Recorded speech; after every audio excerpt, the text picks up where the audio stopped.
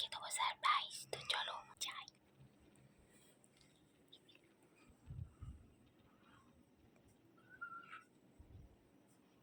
Happy anniversary my love. Thank you. লাইটটা জ্বালো তো। এই থ্যাংক ইউ। ধরো, এটা ধরো। ও বাবা, আবার চকলেট। তারপরে এটা। I love you. Love you too. তুমি কি এনেছো আমার জন্য দেখাও। আমার জন্যে, তোমার জন্য আমি রোজ নিয়ে এসেছি।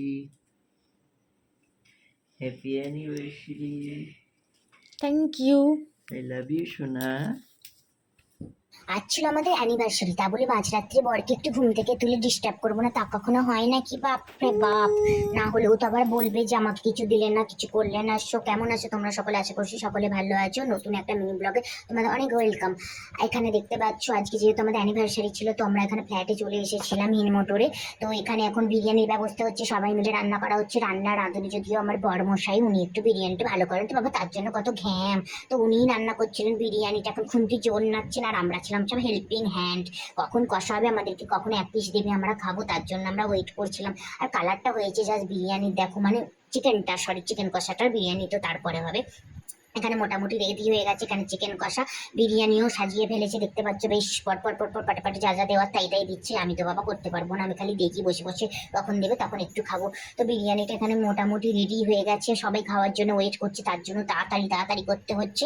আর এখানে আমাদের দিয়ে দিয়েছে চিকেন কষা। বাবা কখন থেকে অপেক্ষা করছিলাম, দেখা যাক কেমন টেস্ট হয়েছে। টেস্টটা মনে হচ্ছে খুব ভালোই হয়েছে। এখানে ছেলেও ছাড়ে না, মানে সবাই এক পিস করে নিয়ে নিলাম একটু কষা মাংস। তারপর খাওয়া শেষে এখানে অ্যারেঞ্জ করা হয়েছে কেক কাটিং এর ব্যবস্থা। গরিব মানুষ তো, তাই খাটির ওপরে রেখেই কেক কাটছে। আর আমার কেমন লাগছে তোমরা কিন্তু জানাতে ভুলো না, যদি আমাকে ভালোই লাগছে, তোমরা না বললে আমি বুঝতে পেরেছি। তো বাদ দাও, জাস্ট জোকস করলাম।